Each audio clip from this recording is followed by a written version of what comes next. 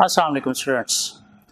Kaif 9 audit and assurance chapter 1 to 8 हम cover कर चुके। कंप्लीट हमने नॉलेज ले लिया, पास पेपर की इनफ प्रैक्टिस हमने कर ली। आई होप आप लोगों ने साथ साथ उसको प्रिपेयर कर लिया है। आज हम एक और एग्जामिनर का बड़ा ही फेवरेट एरिया है chapter 9 IT control and cats, वो स्टार्ट करने जा रहे हैं। एग्जामिनेशन पॉइंट ऑफ से इस चैप्टर की इंपॉर्टेंस देखी जाए तो पिछली 5 अटैम्प्ट से एग्जामिनर कंटिन्यूस ये चैप्टर टेस्ट कर रहा है और अच्छा खासा टेस्ट कर रहा है। बड़ा ही फेवरेट चैप्टर उसका बना हुआ है।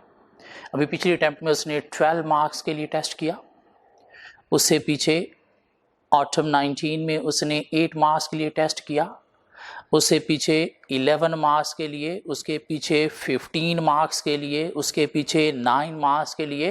8 to 15 मार्क्स का पेपर इस चैप्टर में से एग्जामिनर टेस्ट कर रहे हैं। पिछली 5 अटैम्प्ट से तो कंसेक्टिव टेस्ट कर रहे हैं, तो इसलिए एग्जामिनेशन पॉइंट से बहुत ही इंपॉर्टेंट एरिया है। वैसे ही चैप्टर 7, 8, 9 ये 3 हमारे बहुत इंपॉर्टेंट एरिया हैं। ये वो 3 चैप्टर हैं जो हमारा पास या फेल डिसाइड करेंगे। क्यों? कुछ 30 to 40 मार्क्स का पेपर इन 3 चैप्टर में से एग्जामिनर टेस्ट कर रहे हैं और इस दफ़ा भी होगा, जिसके अंदर कुछ सिस्टम है, जिसके अंदर सब्सटेंटिव प्रोसीजर्स हैं और कुछ आईटी से रिलेटेड एरिया। इनफैक्ट हमने पढ़ लिया अभी तक जितना भी ऑडिट वो सारा क्या था, मैनुअल ऑडिट। अगर क्लाइंट का सिस्टम मैनुअल है तो उसे कैसे ऑडिट करना है, उसमें क्या कंट्रोल्स होते हैं या होने चाहिए, वो हमने चैप्टर 6-7 में पढ़ लिए। क्या सिस्टम होता है चैप्टर 6-7 में पढ़ लिया। उसको कैसे ऑडिट करना है वो हमने 7-8 में पढ़ लिया। अब हम पढ़ने जा रहे हैं कि अगर क्लाइंट का सिस्टम मैनुअली कंप्यूटराइज्ड है तो उस कंप्यूटराइज्ड सिस्टम को ऑडिट कैसे करना है। लेकिन ऑडिट करने से पहले हमें ये पता होना चाहिए कि उस कंप्यूटराइज्ड सिस्टम में कंट्रोल्स क्या होते हैं या होने चाहिए। क्यों? पहले हम कंट्रोल्स का नॉलेज लेंगे। जैसे मैनुअल सिस्टम के हमने पहले कंट्रोल्स का नॉलेज लिया था, फिर बाद में हमने देखा उसको ऑडिट कैसे करना है। तब देखेंगे कंप्यूटराइज सिस्टम में क्या कंट्रोल होते हैं। अगर क्लाइंट का सिस्टम कंप्यूटराइज्ड है तो उसमें क्या कंट्रोल्स होते हैं, और उसके बाद देखेंगे कि हमने उसको ऑडिट कैसे करना है।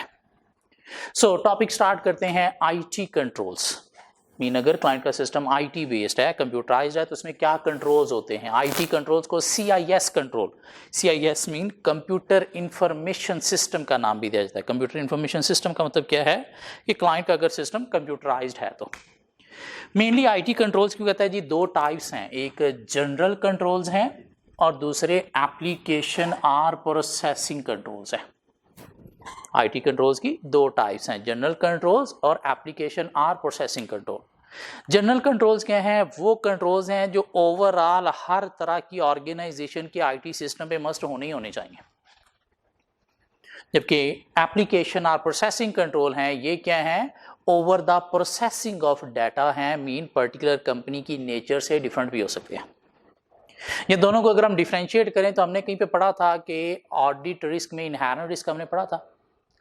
2 लेवल पे होता है, इंडिविजुअल ट्रांजैक्शन या सर्शन लेवल पे, और दूसरा एंटिटी लेवल या बैलेंस शीट लेवल पे। क्या ख्याल है? ऐसा रिस्क जो इंडिविजुअल असर्शन को अफेक्ट कर रहा है, छोटा रिस्क, वो क्या था, ट्रांजैक्शन लेवल रिस्क। और ऐसा रिस्क जो होल फाइनेंशियल स्टेटमेंट को अफेक्ट कर रहा है वो क्या था, एंटिटी लेवल रिस्क। क्या ख्याल है? तो यूं आप समझें कि जो जनरल कंट्रोल्स हैं ये क्या हैं, एंटिटी लेवल हैं। किसी एक इंडिविजुअल असर्शन या ट्रांजैक्शन को अफेक्ट नहीं करेंगे, पूरी ऑर्गेनाइजेशन को अफेक्ट करेंगे। बड़े कंट्रोल हैं। हाँ, एप्लीकेशन और प्रोसेसिंग की बात करें तो ये क्या है, असर्शन लेवल या ट्रांजैक्शन लेवल के एक इंडिविजुअल ट्रांजैक्शन की प्रोसेसिंग कैसे होनी है एप्लीकेशन में, उससे रिलेटेड कंट्रोल है। सिर्फ सेल की असर्शन कोई अफेक्ट हो रही है, सिर्फ पेरोल की असर्शन कोई अफेक्ट हो रही है, तो सेटेड कंट्रोल्स क्या हैं, एप्लीकेशन और प्रोसेसिंग नहीं। होल ऑर्गेनाइजेशन सेटेड क्या कंट्रोल्स हैं, तो वो क्या हैं, general controls. So IT controls की 2 टाइप्स हैं, general controls and application or processing controls. ये जो जनरल कंट्रोल्स हैं इनकी आगे फर्दर 2 टाइप्स हैं, system development controls and organisational or administrative controls.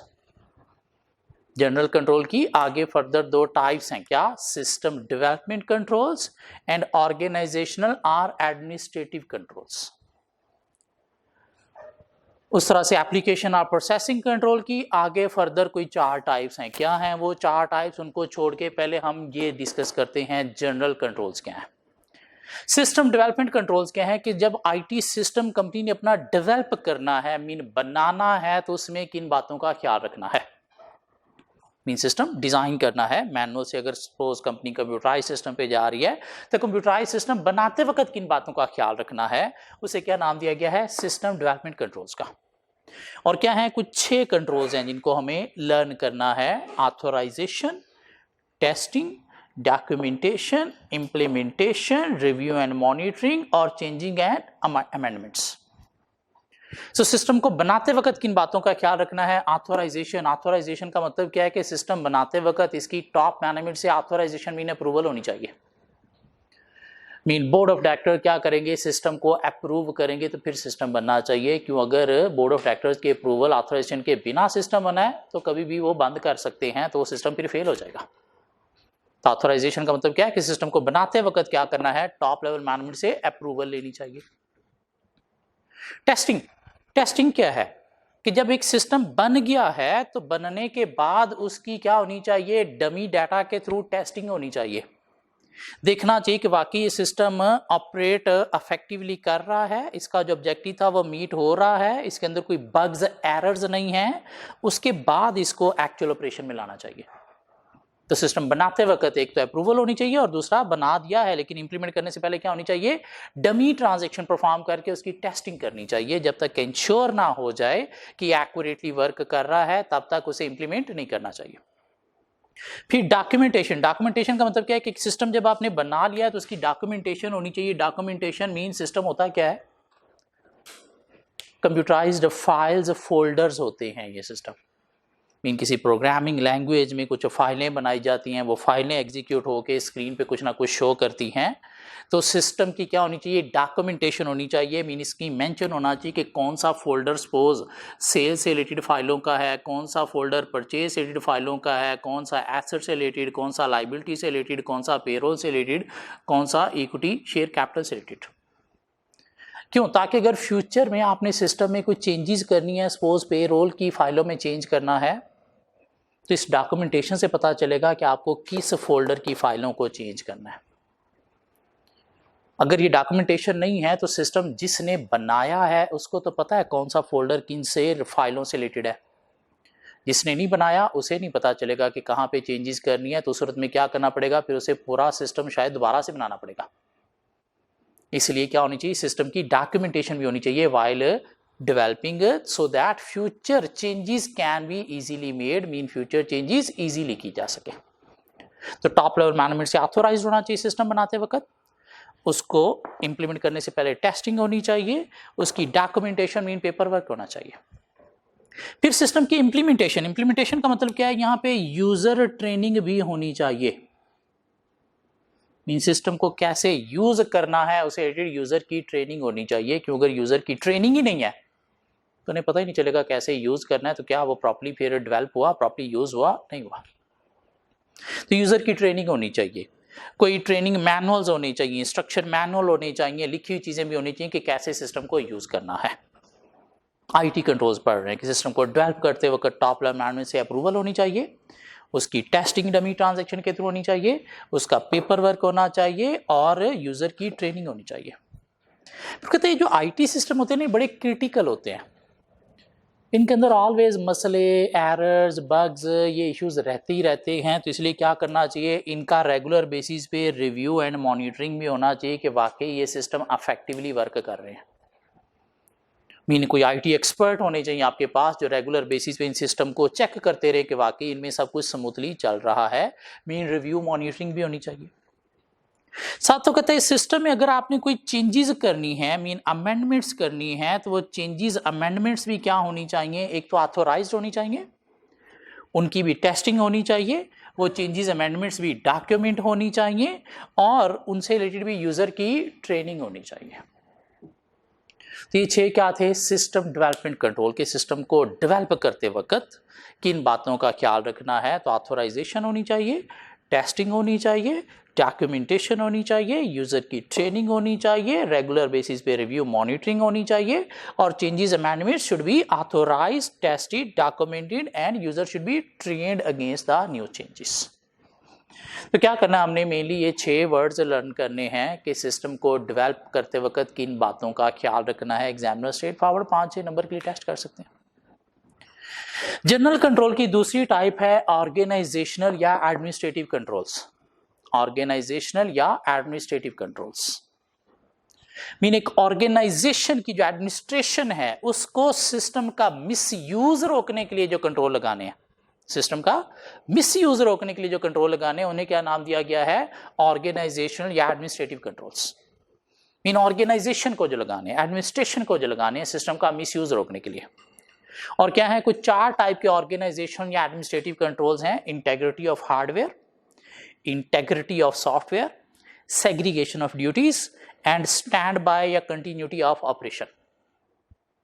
Integrity of hardware, integrity का मतलब क्या था, ऑनेस्टी, कि हार्डवेयर का ऑनेस्ट यूजेज होने के लिए क्या होने चाहिए, आपको कुछ कंट्रोल लगाने हैं। क्या कंट्रोल लगाने हैं, कुछ फिजिकल कंट्रोल लगाने हैं और कुछ लॉजिकल कंट्रोल लगाने हैं। कुछ फिजिकल एक्सेस कंट्रोल लगाने हैं, कुछ लॉजिकल एक्सेस कंट्रोल लगाने हैं। फिजिकल कंट्रोल क्या हो सकते हैं कि कंप्यूटर सिस्टम जिस रूम में पड़ा है उस रूम के ऊपर जो है वो लॉक होने चाहिए, उस रूम के ऊपर सीसीटीवी कैमरास होने चाहिए, उस रूम में सिक्योरिटी गार्ड्स होने चाहिए, कोई फैंसीज होनी चाहिए। फैंसीज मीन जैसे ही हमने घरों के बाहर वो खारदार तारें लगाई होती है ना, ताकि कोई भी उठा के अंदर ना एंटर हो सके, तो इस तरह के कोई फैंसीज होनी चाहिए ताकि अनऑथोराइज लोगों को सिस्टम तक एक्सेस से रोका जा सके। क्यों, वो सिस्टम को एक्सेस करके बोंगियां भी मार सकते हैं जिससे सिस्टम खराब हो सकता है, कोई हार्डवेयर चोरी करके भी ले जा सकते हैं। इसलिए फिजिकल कंट्रोल होनी चाहिए। फिजिकल कंट्रोल क्या है, सिक्योरिटी गार्ड होना चाहिए, लॉक रूम होना चाहिए, सीसीटीवी कैमरास होने चाहिए, क्या ख्याल है, और क्या होने चाहिए, कोई फैंसीज होने चाहिए, या वायर लॉक होने चाहिए। जैसे हम अपनी बाइक को वायर लॉक लगाते हैं कि चोरी करके ना ले जाए, तो इसलिए सिस्टम को भी आप वायर लॉक लगा सकते हो किसके साथ, डेस्क के साथ। या क्या होने चाहिए, केबन्स होने चाहिए, जो क्या होने चाहिए, लॉक होने चाहिए, जिनको लॉक ब्रीफकेस का नाम भी दिया जाता है। तो हार्डवेयर का मिसयूज रोकने के लिए क्या होने चाहिए, integrity of hardware, physical control और साथ लॉजिकल कंट्रोल्स भी। लॉजिकल कंट्रोल्स क्या है, पासवर्ड होना चाहिए, पासवर्ड के बिना सिस्टम को कोई एक्सेस ना कर सके, हार्डवेयर को यूज ना कर सके। सो हार्डवेयर का मिसयूज रोकने के लिए क्या होने चाहिए, फिजिकल और लॉजिकल कंट्रोल्स। तो सिर्फ हार्डवेयर का ही इंटेग्रिटी नहीं, integrity of software mean software का भी ऑनेस्ट यूजेज होना चाहिए। हर कोई बंदा आके सॉफ्टवेयर में बोंगियां ना मार सके, तो उसके लिए क्या होने चाहिए, रिस्ट्रिक्टेड लॉगिन आईडी होने चाहिए। क्या होने चाहिए, लॉगिन आईडी होने चाहिए, ताकि हर बंदा अपने से रिलेटेड फाइलों को ही एक्सेस कर सके। जिन लोगों को सिर्फ फाइलों को एक्सेस देनी है ताकि वो चेंजेस ना कर सके, तो उनके लिए क्या होना चाहिए, रीड ओनली यूजेज होना चाहिए, सिर्फ वो रीड कर सकें, चेंजेस ना कर सकें। रिस्ट्रिक्टेड लॉगिन आईडी का क्या फायदा होगा कि हर बंदा अपने से रिलेटेड फाइलों को एक्सेस करेगा। लाइक परचेज वाले सिर्फ परचेज की फाइलों को एक्सेस करें, पेरोल वाले सिर्फ पेरोल की फाइलों को एक्सेस करें, एसेट वाले ही सिर्फ एसेट की फाइलों को एक्सेस करें। क्यों, अगर ये बाकी डिपार्टमेंट वालों को पेरोल की फाइलों तक भी एक्सेस है, तो फिर क्या करेंगे, अपने वेजेस सैलरीज चेंज करके फ्रॉड भी कर सकते हैं। इसलिए क्या होना चाहिए, इंटेग्रिटी ऑफ सॉफ्टवेयर, सॉफ्टवेयर का नेक्स्ट यूजेज के लिए भी स्ट्रिक्टली लॉगिन आईडी होनी चाहिए। किसको ये कंट्रोल लगाने हैं, कंपनी की एडमिनिस्ट्रेशन को। इसके अलावा क्या होना चाहिए, segregation of duty. Segregation of duty mean separate staff होना चाहिए, सिस्टम को डेवलप करने वाले लोग और होने चाहिए, सिस्टम को ऑपरेट करने वाले डाटा एंट्री ऑपरेटर और होने चाहिए, सिस्टम की रिकॉर्डिंग अपने पास सेव करने के वाले लोग और होने चाहिए। क्योंकि अगर एक ही डिपार्टमेंट सिस्टम को डेवलप भी कर रहा है, वही उसको ऑपरेट भी कर रहा है, तो उसके लिए फ्रॉड करना सिस्टम ईजी है। क्यों, कभी भी अपनी मर्जी का कुछ भी डेवलप करके डिज़ाइन चेंज करके फ्रॉड कर लेगा। इसलिए डिज़ाइन करने वाले लोग और होने चाहिए, चेंजेस करने वाले लोग और होने चाहिए, ऑपरेट करने वाले और होने चाहिए, और इसकी सिक्योरिटी के लिए लोग और होने चाहिए।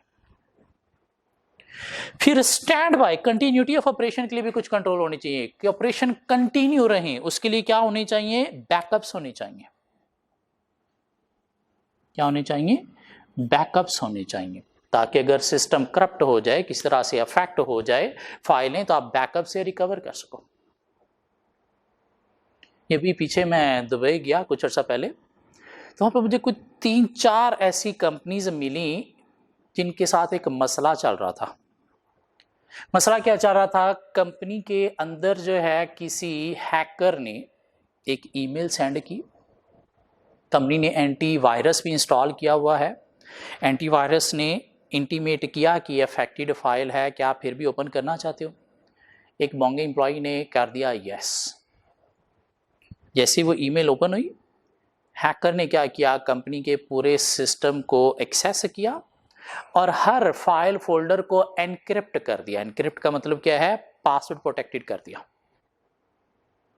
अब कंपनी अगले दिन आई, अपना जाके सिस्टम ऑन किया काम के लिए, जो फाइल फोल्डर खोल रहे हैं पासवर्ड दो, जो फाइल फोल्डर खोल रहे हैं पासवर्ड दो। मीन डाटा सारा क्या हो गया, कंपनी का हैकर ने हैक कर लिया।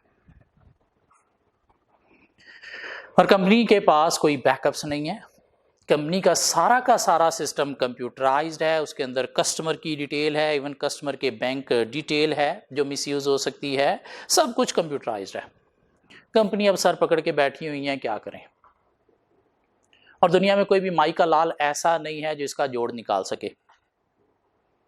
किसी आईटी प्रोफेशनल के पास गए, उन्होंने कहा नहीं इसका कोई तोड़ नहीं, आप नहीं कुछ कर सकते। साइबर क्राइम वालों के पास गए कि हमारा ये डाटा हैक कर लिया किसी ने, उन्होंने कहा हमें बता दो कहाँ पे बंदा बैठा है, हम पकड़ लेंगे। अगर बंदे का नहीं पता तो हम भी कुछ नहीं कर सकते। रीजन क्या थी? बैकअप नहीं थे। अगर बैकअप होते तो आप वहां से डाटा रिकवर करके ऑपरेशन कंटिन्यू कर लेते, लेकिन बैकअप नहीं है। सारा का सारा डाटा क्या हो गया, हैक हो गया। ठीक एक वीक बाद हैकर की दोबारा ईमेल आती है, कहता डाटा वापस चाहिए। कंपनी कहती है हम तो मरे पड़े हैं, दो वापस। कहता अच्छा पर केबी इतने डॉलर चार्ज करूंगा, बताओ कितना डाटा वापस चाहिए। और कंपनी का डाटा केबीज में नहीं, एमबीज में भी नहीं, जीबीज में भी नहीं, टीबीज में है। जितने पैसे वो मांग रहा है शायद उतने से दो कंपनीज और खड़ी हो जानी है, लेकिन अब इसका कोई हल नहीं है। इसलिए क्या करना चाहिए आपको, कंटिन्यूटी ऑफ ऑपरेशन के लिए बैकअप्स आपको अरेंज करने हैं, ताकि अगर डाटा हैक हो जाए या सिस्टम किसी तरह से फॉल्ट होकर करप्ट हो जाए तो आप वहां से रिकवर करके अपने ऑपरेशंस को कंटिन्यू रख सको। ना सिर्फ बैकअप्स होने चाहिए, आपके पास क्या होने चाहिए, एंटीवायरस भी होने चाहिए, जिनको फायरवॉल्स का नाम भी दिया जाता है।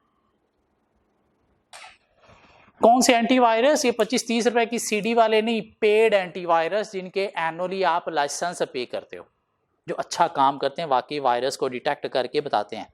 वो वायरस नहीं जो वायरस अफेक्टेड फाइल आए तो आपको बताएं इसे खोलना है या नहीं। वो एंटीवायरस जो फाइल आए तो सिंपली उसे डिलीट करें बगैर पूछे। किसको ये कंट्रोल लगाने हैं? मिस यूज ऑफ सिस्टम रोकने के लिए कंपनी के एडमिनिस्ट्रेशन को। साथ क्या होने चाहिए, इंश्योरेंस अरेंजमेंट भी होने चाहिए। क्यों? ये सिस्टम आपका जो है वो बड़ा महंगा होता है। एक दफ़ा ख़राब हो गया, तबाह हो गया तो कंपनी के लिए नहीं इतना पॉसिबल होता कि फौरी नया बनवा ले, क्यों? पैसा चाहिए होता है। इसलिए इसकी इंश्योरेंस भी होनी चाहिए, ताकि अगर किसी तरह से ख़राब हो जाए, जैसे पाकिस्तान में इलेक्ट्रिसिटी के मसले हैं, कभी भी लोड शेडिंग का झटका लगा, आपका सिस्टम तबाह हो सकता है अगर आपने कोई साथ यूपीएस वगैरह इंस्टॉल नहीं किया हुआ तो। इसलिए क्या करनी चाहिए, इनकी इंश्योरेंस अरेंजमेंट भी करवानी चाहिए, ताकि अगर ख़राब हो जाए तो आप इंश्योरेंस कंपनी से रिकवर कर सको। क्या हम बात कर रहे हैं, जनरल आईटी कंट्रोल्स की दो टाइप्स हैं। सिस्टम डेवलपमेंट कंट्रोल के सिस्टम को डेवलप करते वक्त किन बातों का ख्याल रखना है, authorisation, testing, documentation, implementation, review, monitoring and changes amendment should be authorized, tested, documented and user trained। और ऑर्गेनाइजेशन एडमिनिस्ट्रेटिव कंट्रोल्स हमने देखे 4 तरह के हैं। इंटेग्रिटी ऑफ हार्डवेयर, हार्डवेयर का मिसयूज रोकने के लिए। Physical control, logical controls. Physical access controls क्या हैं, कोई एग्जांपल दी जा सकती हैं? CCTV camera, security guard, lock room. इसके अलावा सीसीटीवी कैमरा हो गया, लॉक रूम हो गया, और CCTV camera, lock room, security guard. इसके अलावा हमने क्या बात की, लॉकेबल ब्रीफ केस हो सकते हैं, फेंसीज हो सकते हैं, या फिर क्या हो सकता है, वायर लॉक टू सिस्टम भी हो सकते हैं। हाँ, लॉजिकल कंट्रोल्स क्या है, पासवर्ड होनी चाहिए, पासवर्ड के बिना एक्सेस नहीं होनी चाहिए। या लॉजिकल कंट्रोल में एक और भी कंट्रोल आता है जिसे नाम दिया जाता है सिस्टम लॉग का। सिस्टम लॉग, सिस्टम लॉग क्या है? एक फाइल है या एक फोल्डर है जो रिकॉर्ड करता है सिस्टम के अंदर जो भी एक्टिविटीज परफॉर्म हो रही हैं उनको। लाइक कब सिस्टम को किसने एक्सेस किया, किस पासवर्ड से, किस डेट टाइम पे एक्सेस किया, एक फाइल में रिकॉर्ड हो जाएगा। किसने सिस्टम में चेंजेस की, किसने सिस्टम को कब बंद किया, एक फाइल में रिकॉर्ड होता चला जाएगा। उस रिकॉर्ड फाइल को बाद में आप देख सकते हो कि कब कब सिस्टम में क्या क्या हुआ, जिससे कोई मसला पकड़ सकते हो। उस फाइल को क्या नाम दिया गया जहाँ पे सिस्टम की एक्टिविटीज की रिकॉर्डिंग हो रही है, सिस्टम लॉग का। ये भी क्या है, लॉजिकल कंट्रोल है। सॉफ्टवेयर का मिसयूज रोकने के लिए क्या होने चाहिए, रिस्ट्रिक्टेड लॉगिन आईडी होनी चाहिए, इसमें भी सिस्टम लॉग आप रख सकते हो। सेग्रीगेशन ऑफ ड्यूटी होनी चाहिए, सेपरेट लोग सिस्टम को डिजाइन करने वाले, ऑपरेट करने वाले और चेंजेस करने वाले। और कंटिन्यूटी ऑफ ऑपरेशन के लिए बैकअप्स होने चाहिए, एंटीवायरस फायरवॉल्स होने चाहिए और इंश्योरेंस अरेंजमेंट होनी चाहिए। सो ये क्या थे, जनरल आईटी कंट्रोल्स, जिनको एक अच्छा सा रटा लगाना है। मेनली जनरल आईटी कंट्रोल्स अगर एग्जामिनर पूछ रहे तो वो कौन से हैं, ये वाले ऑर्गेनाइजेशनल एडमिनिस्ट्रेटिव कंट्रोल्स। अब बात करते हैं हम किसकी, एप्लीकेशन आर प्रोसेसिंग कंट्रोल की, कि सिस्टम के अंदर जो एप्लीकेशन या प्रोसेसिंग होनी है उसके ऊपर क्या कंट्रोल होने चाहिए। सो एप्लीकेशन और प्रोसेसिंग कंट्रोल की 4 टाइप्स हैं मेनली। इनपुट कंट्रोल्स हैं, प्रोसेसिंग कंट्रोल्स हैं, आउटपुट कंट्रोल्स हैं और मास्टर फाइल कंट्रोल्स हैं। Input, processing, output and master file. अब हमारे सिस्टम में क्या होता है, 2 तरह की मेन फाइलें होती हैं, एक होती है डाटा फाइल और एक होती है मास्टर फाइल। एक डाटा फाइल और दूसरी क्या है, मास्टर फाइल।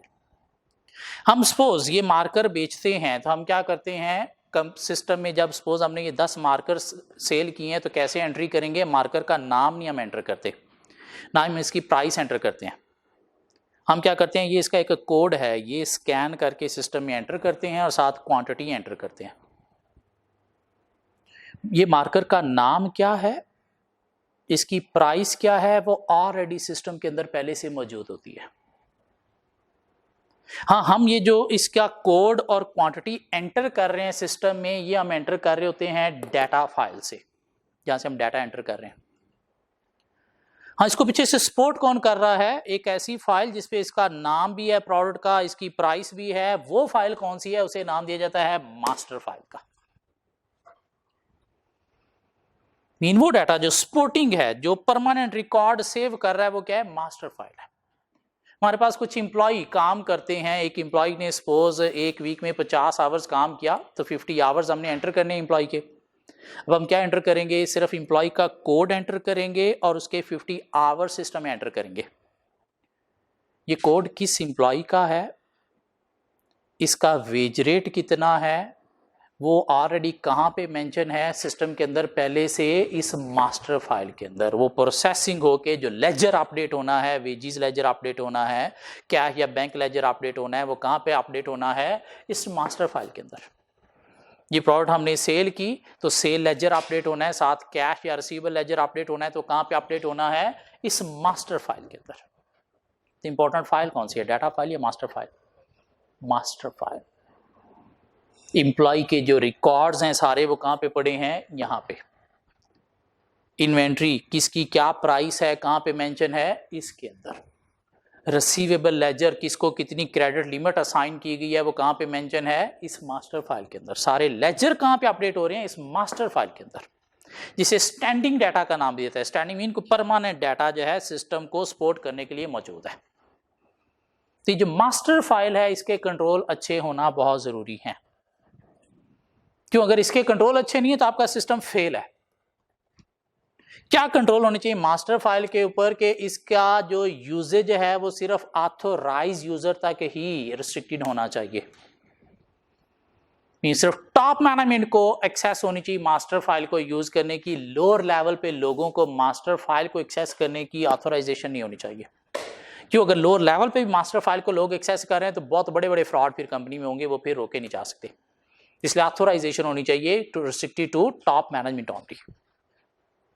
इसकी डॉक्यूमेंटेशन पेपर वर्क बहुत जरूरी है। क्यों, आए दिन इसके अंदर आपने चेंजेस करनी है, सपोज नए इंप्लॉय के रिकॉर्ड क्रिएट करने हैं, इंप्लॉयज के रिकॉर्ड के अंदर वेज रेट चेंज करने हैं, पुराने इंप्लॉय जो छोड़ गए उनके रिकॉर्ड डिलीट करने हैं। नए कस्टमर अकाउंट क्रिएट करने हैं, पुराने कस्टमर जिनके बैलेंसेस नील हैं उनको सपोज डिलीट करना है, कस्टमर की क्रेडिट लिमिट चेंज करनी, तो आए दिन इसके अंदर चेंजेस करना होती हैं। तो चेंजेस की डॉक्यूमेंटेशन होना बहुत ज़रूरी है ताकि इंश्योर हो सके कब किसने क्या चेंजेस की थी। पासवर्ड के बिना इसका एक्सेस बिल्कुल भी नहीं होना चाहिए, अदरवाइज बहुत बड़े बड़े फ्रॉड हो सकते हैं। तो पासवर्ड मस्ट इसके ऊपर होने चाहिए। ना सिर्फ पासवर्ड होने चाहिए, एक तो पासवर्ड यूनिक होने चाहिए, फेमिलियर नहीं होने चाहिए ताकि कोई गैस करके एक्सेस ना कर सके। ना सिर्फ यूनिक होने चाहिए, रेगुलर बेसिस पे चेंज अपडेट भी होने चाहिए। लाइक सिस्टम को आफ्टर 15 डेज अलाउ करना चाहिए खुद से, प्लीज चेंज योर पासवर्ड। क्यों? ताकि अगर किसी के हाथ लग गया था तो वो लॉन्ग टर्म कंपनी में फ्रॉड ना कर सके। 15 दिन के बाद जब चेंज होगा तो वो फ्रॉड ऑटोमेटिकली क्या हो जाएगा, रुक जाएगा। तो ऑथोराइजेशन टॉप मैनेजमेंट को होनी चाहिए मास्टर फाइल की। पेपर वर्क मस्ट होना चाहिए, पासवर्ड यूनिक और रेगुलर बेसिस पे चेंज होने चाहिए। इसके अंदर जो अमेंडमेंट्स चेंजेस हैं वो बड़ी इंपॉर्टेंट चेंजेस होती हैं, इसलिए क्या करना चाहिए, चेक्स ऑन अमेंडमेंट्स होने चाहिए। मीन कोई अमेंडमेंट्स की है, चेंजेस की है, तो उसको आपने क्या करना है, एक दफ़ा प्रिंट आउट लेके इंश्योर करना है कि वाकई वो चेंजेस सिस्टम में प्रॉपर्ली सेव हो गई हैं। क्योंकि अगर आपने ये चेक परफॉर्म नहीं किया तो हो सकता है सिस्टम में चेंजेस सेव नहीं हुई, तो उसके बाद आगे सारी ट्रांजैक्शन में नुकसान भी हो सकता है। लाइक आपने एक प्रोडक्ट की प्राइस थी 100, मार्केट में अब मटेरियल महंगा हो गया या क्वालिटी इंप्रूव हुई, प्राइस होगी 200, आपने सिस्टम में एंटर कर दिया 200 ताकि इधर से जितनी भी अब ट्रांजैक्शन एंटर होनी है, डाटा एंटर होना है, वो 200 प्राइस के अकॉर्डिंगली प्रोसेस हो। लेकिन अगर वो जल्दी जल्दी में सेव ही करना आप भूल गए तो नेक्स्ट भी सारी ट्रांजैक्शन किस पे होगी, 100 पे, लॉस हो जाएगा। इसलिए चेक ऑन अमेंडमेंट्स होने चाहिए, मीन प्रिंट आउट लेके इंश्योर करना चाहिए that data changed has been properly saved into the system. ये मास्टर फाइल बहुत इंपॉर्टेंट फाइल है, तो इसका रेगुलर बेसिस पे रिव्यू भी होना चाहिए। पीरियोडिक मीन रेगुलर बेसिस पे रिव्यू होना चाहिए, देखने के लिए कि वाकई ही ये अप टू डेट है, इसके अंदर सब कुछ स्मूथली चल रहा है, इसके अंदर कोई मसला मिसाइल नहीं है। सो एप्लीकेशन ऑफ प्रोसेसिंग कंट्रोल की 4 टाइप्स हैं, input control, processing control, output control और चौथा क्या है, मास्टर फाइल कंट्रोल, जिसको स्टैंडिंग डाटा का नाम भी दिया जाता है। और मास्टर फाइल कंट्रोल्स क्या हैं, 5, authorisation, documentation, password, checks on amendments and periodic review. यहां तक चीजें क्लियर होती हैं। क्या हम पढ़ रहे हैं, आईटी कंट्रोल्स। आईटी कंट्रोल्स की मेनली 2 टाइप्स हैं, जनरल कंट्रोल्स, बड़े लेवल के कंट्रोल, और एप्लीकेशन ऑफ प्रोसेसिंग कंट्रोल, जो एक particular application like sales rated application है, वेजेस रेटेड एप्लीकेशन है, तो उसमें होने चाहिए। जनरल कंट्रोल्स की 2 टाइप्स हैं, सिस्टम डेवलपमेंट कंट्रोल के सिस्टम को बनाते वक्त ये 6 बातों का ख्याल रखना है, और ऑर्गेनाइजेशन या एडमिनिस्ट्रेटिव कंट्रोल जो कंपनी के एडमिनिस्ट्रेशन को सॉफ्टवेयर हार्डवेयर का मिसयूज रोकने के लिए लगाने हैं। एप्लीकेशन ऑफ प्रोसेसिंग कंट्रोल 4 तरह के हैं, input of data control, processing control, output control और साथ क्या है, मास्टर फाइल कंट्रोल। हाँ, master file important data hold करती है, कस्टमर अकाउंट हैं वहाँ पे, एम्प्लॉय रिकॉर्ड्स हैं वहाँ पे, तो इसलिए उसके कंट्रोल अच्छे होना ज़रूरी हैं। ऑथोराइज टॉप मैनेजमेंट होनी चाहिए, डॉक्यूमेंटेशन ऑफ चेंजेस होनी चाहिए, पासवर्ड रेस्ट्रिक्टेड, यूनिक और change update after certain period होने चाहिए, चेक्स ऑन अमेंडमेंट्स परफॉर्म करने चाहिए by taking out print out, and master file का क्या होना चाहिए, पीरियोडिक रेगुलर बेसिस पे review to see whether is up to date and working effectively. हम बात करते हैं इनपुट ऑफ डाटा कंट्रोल क्या है। सिस्टम में हम क्या करते हैं, इनपुट एंटर करते हैं, वो इनपुट सिस्टम में जाके क्या होती है, प्रोसेस होती है, और प्रोसेस होने के बाद सिस्टम क्या जनरेट करता है, आउटपुट। क्या ख्याल है? तब देखते हैं ये जो डाटा इनपुट होना है इस पर क्या कंट्रोल होने चाहिए।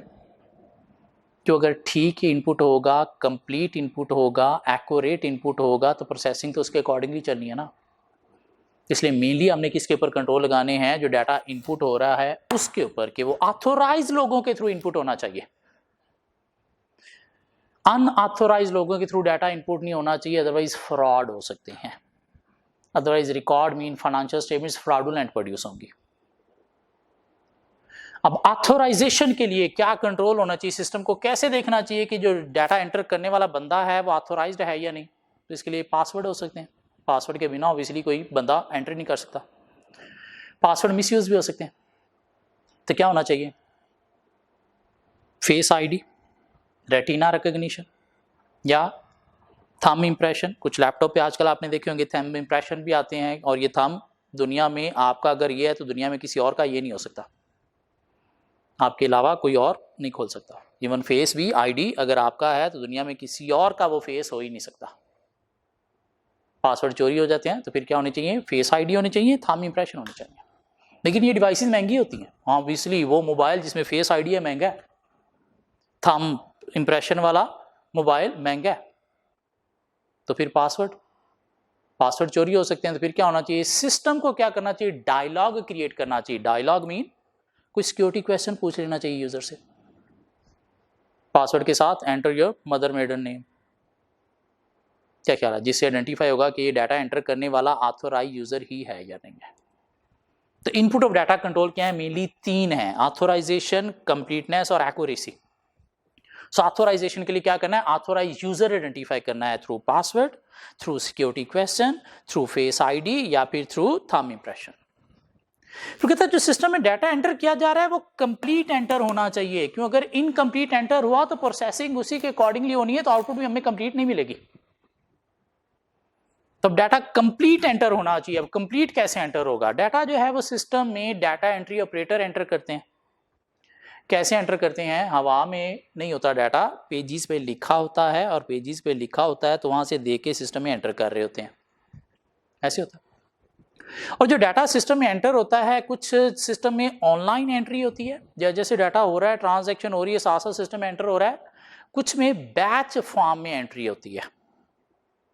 बैच का मतलब क्या है, सपोज पूरे दिन की जितना भी डाटा था उसकी शीट्स सारी ली, उसके बाद एंड ऑफ डे सिस्टम में एंटर होगा। ये जो सारी शीट्स को इकट्ठा करके सिस्टम में एंटर किया जा रहा है, शीट्स का जो थद्दा है इसके नाम क्या दिया जा रहा है, बैच का। अब कंप्लीटनेस के लिए वो क्या कहता है कि जो बैच शीट्स जिसके थ्रू डाटा सिस्टम में एंटर हो रहा है, तो बैच की शीट्स जो है वो क्या होनी चाहिए, प्री नंबर्ड होनी चाहिए। इन अगर 10 शीट्स का बैच है तो उसके ऊपर नंबरिंग होनी चाहिए 1 of 10, 2 of 10, 3 of 10, 4 of 10, 5 of 10, 6, 7, 8, 9, 10। इसका फायदा क्या होगा, सपोज एक डाटा एंट्री ऑपरेटर को 10 शीट्स मिली सिस्टम में एंटर करने के लिए, उसने सामने रखी टेबल पे, 4 शीट्स एंटर कर ली, बाद में उसे याद आए मैं थोड़ी सी चाय पी लूँ, वहाँ से उठा चाय लेने चला गया, पीछे से पंखा चल रहा था, सपोज एक आध शीट जो है हवा से उड़ के किसी टेबल के नीचे चली गई, आया, आके उसने क्या किया, दोबारा से शीट्स को देखा और डाटा जो है वो बारी बारी एंटर करना शुरू कर दिया। जब डाटा सारा एंटर कर लिया, देखा ये तो 9 शीट्स हैं, थी कितनी 10, या सपोज देखा ही नहीं कि ऊपर नंबरिंग नहीं है। तो अब अगर 9 है तो कौन सी शीट मिसिंग हुई है, कैसे पता चलेगा, नहीं पता चलेगा। हाँ, अगर उनके ऊपर प्री नंबरिंग होगी तो पता चलेगा कौन सी शीट मिसिंग है, तो फिर दोबारा कहीं से ले सकता है वो। इसलिए जो बैच की शीट्स हैं वो प्री नंबर्ड होनी चाहिए कंप्लीटनेस के लिए, ताकि मिसिंग शीट आइडेंटिफाई हो सके। दूसरा वो कहता है कि after entry into system each sheet signed by data entry operator होनी चाहिए।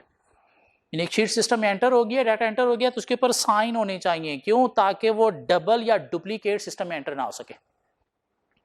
सो डाटा इनपुट हो रहा है उसके ऊपर कंट्रोल क्या है, ऑथोराइज यूजर आइडेंटिफाई करना चाहिए सिस्टम को, और कंप्लीटनेस मीन बैच की शीट्स प्री नंबर्ड होनी चाहिए और आफ्टर एंट्री साइंड होनी चाहिए, ताकि मिसिंग या डुप्लीकेटेड डाटा आइडेंटिफाई किया जा सके। इनपुट ऑफ डाटा आपका एक और कंट्रोल है एक्यूरेसी, की जो डाटा एंटर हो रहा है वो एक्यूरेट एंटर होना चाहिए, क्यों, अगर रॉन्ग एंटर हो गया तो अल्टीमेटली फिर प्रोसेसिंग उसी के अकॉर्डिंगली होगी, तो आउटपुट आपको कभी भी एक्यूरेट नहीं मिलेगी, रॉन्ग ही मिलेगी। अब डाटा एक्यूरेट एंटर होना चाहिए, उसके लिए 2 तरह के चेक्स होने चाहिए, एक वेरिफिकेशन चेक और एक validation check. Data accurate enter हो रहा है या नहीं हो रहा, उसके लिए क्या होने चाहिए, 2 चेक्स होने चाहिए, वेरिफिकेशन चेक और वैलिडेशन चेक। वेरिफिकेशन चेक जो है वो मेनली किस चीज से रिलेटेड है, टाइपिंग एरर से रिलेटेड। ये आपने देखा होगा, डाटा एंट्री ऑपरेटर सिस्टम में डाटा एंटर कर रहे होते हैं, साथ इधर बातें भी कर रहे होते हैं, इधर टाइपिंग भी चल रही है, क्या ख्याल है, अच्छा हाँ ठीक है, इधर साथ टाइपिंग भी चल रही है, तो टाइपिंग एरर हो सकते हैं, क्या ख्याल है। और अगर एरर हो गया तो क्या बाद में पकड़ना आसान काम है, नहीं। तो इसलिए टाइपिंग एरर को रोकने के लिए क्या होना चाहिए, वेरिफिकेशन चेक। वेरिफिकेशन चेक का मतलब क्या है कि सिस्टम में जो डाटा एंटर हो रहा है वो एक दफा नहीं 2 दफा एंटर होना चाहिए, 2 डिफरेंट ऑपरेटर्स के थ्रू। यानी कि डाटा सिस्टम में 2 दफा एंटर हो और 2 डिफरेंट ऑपरेटर एंटर करें, और सिस्टम को क्या करना चाहिए, दोनों ने जो डाटा एंटर किया इसको कंपेयर करना चाहिए, देखना चाहिए कि अगर तो सेम है तो किसी एक का डाटा एक्सेप्ट करके प्रोसेस कर देना चाहिए, अगर सेम नहीं है तो सिस्टम को क्या करना चाहिए, रिजेक्ट कर देना चाहिए। क्यों, ये डाटा जो आपने एंटर किया है ये एक्यूरेट नहीं है। हाँ, इस पे अब कॉस्ट आएगी 2 ऑपरेटर्स की, तो अगर वाकई कुछ सेंसिटिव टाइप का डाटा आप एंटर कर रहे हो तो ये कॉस्ट बेयर कर लेनी चाहिए, क्योंकि अगर वो रॉन्ग एंटर हो गया तो बाद में हो सकता है आपको सारा डाटा ही सारी जिंदगी का, आप पूरे साल का दोबारा से एंटर करना पड़ेगा। इसलिए वेरिफिकेशन चेक डाटा की एक्यूरेसी, टाइपिंग एरर को रोकने के लिए क्या है कि data should be entered into the system twice by 2 different operators. System should compare both data if same accept one and process, if not same system should reject. क्यों, accurate नहीं है। क्यों, 2 डिफरेंट ऑपरेटर जब एक ही data enter करेंगे तो कभी भी सेम मिस्टेक नहीं करेंगे। हाँ, एक ही ऑपरेटर अगर डाटा 2 दफा सिस्टम में एंटर करेगा तो हो सकता है वो एक ही मिस्टेक 2 दफा रिपीट कर जाए, लेकिन 2 डिफरेंट ऑपरेटर कभी भी सेम मिस्टेक नहीं करेंगे। तो इसलिए वाकई कोई अगर सेंसिटिव टाइप का डाटा आप सिस्टम में एंटर करते हो जिसका एरर भी आपके लिए बहुत बड़ा कॉस्टली हो सकता है, तो इसलिए आपको ये 2 ऑपरेटर वाली कॉस्ट इनपुट ऑफ डाटा पे बेयर कर लेनी चाहिए to avoid typing error. So data system में एंटर हो रहा है वो एक्यूरेट एंटर होना चाहिए, और एक्यूरेसी के लिए कंट्रोल्स क्या है, 2 कंट्रोल्स हैं, एक वेरिफिकेशन चेक टाइपिंग एरर को रोकने के लिए, और दूसरे क्या है, वैलिडेशन चेक। थोड़ा सा कॉन्सेप्चुअल एरिया है इसलिए प्लीज थोड़ा सा दिमाग खोल के सुनना है। ये वैलिडेशन चेक का मतलब क्या है कि जो डाटा सिस्टम में एंटर हो रहा है सिस्टम को देखना चाहिए ये वैलिड एक्यूरेट है या नहीं है। जो डाटा सिस्टम में एंटर हो रहा है सिस्टम को देखना चाहिए ये वैलिड है या नहीं है, क्योंकि अगर वैलिड नहीं इनवैलिड है तो सिस्टम को से क्या करना चाहिए, रिजेक्ट करना चाहिए। हाँ, वो डाटा वैलिड है या नहीं उसके लिए क्या होने चाहिए, कुछ चेक्स होने चाहिए सिस्टम में। इनपुट स्टेज पे कितनी टाइप्स के चेक्स हैं, कुछ 7 टाइप्स के चेक्स हैं। Check digit verification, existence check, format check, range check, control total, batch total and on screen prompt. Check digit verification, existence check, format check, range check, control total, batch total and on screen prompt. Check digit verification क्या है कि जो system में data enter किया जा रहा है उसे चेक करना चाहिए कि इसमें कोई मसला तो नहीं है। कैसे चेक होगा, सपोज हम ये मार्कर सेल कर रहे हैं तो हम मार्कर सेल करते वक्त सिस्टम में मार्कर का नाम एंटर नहीं करते, इसका ये कोड एंटर करते हैं। एम्प्लॉय का डाटा हम एंटर कर रहे हैं, इसने इतने आवर्स वर्क किया है तो हम एम्प्लॉय का नाम नहीं उसका कोड एंटर करते हैं। सपोज ये एक प्रोडक्ट हमने सेल की, इसका हमने कोड सिस्टम में एंटर करना है तो 2 तरह से एंटर होता है, या तो स्कैनर के थ्रू इसे स्कैन करेंगे सिस्टम में एंटर हो जाएगा, या समटाइम ये कोड थोड़े से मिटे होते हैं, स्कैनर स्कैन नहीं कर रहा होता तो मैनुअली एंटर किए जाते हैं, या कंपनी गरीब है उसके पास स्कैनर है नहीं तो फिर मैनुअली एंटर किया जाएगा। स्पेशली एम्प्लॉय के कोड तो मैनुअली एंटर किए जाएंगे। अब सपोज हमने सिस्टम में एक कोड एंटर करना था, क्या कोड हमने एंटर करना था, 13476 13476 हमने एक कोड एंटर करना था। गलती से हमसे एंटर हो गया क्या 13467, या गलती से एंटर हो गया 134476। इन एंटर हमने करना था 13476, एंटर हो गया 13467, मीन ये डिजिट पहले आ गया, या गलती से 4 डबल प्रेस हो गया। अब ये जो डिजिट चेंज होगी, पोजीशन चेंज होगी, इसे नाम दिया जाता है ट्रांसपोजिशनल एरर का। क्या नाम दिया जाता है इसे, ट्रांसपोजिशनल एरर, मीन डिजिट की पोजीशन जो है वो चेंज हो गई। और ये जो हमने बिल्कुल ही वखरी टाइप का रॉन्ग कोड एंटर कर दिया इसे नाम दिया जाता है ट्रांसक्रिप्शनल एरर का।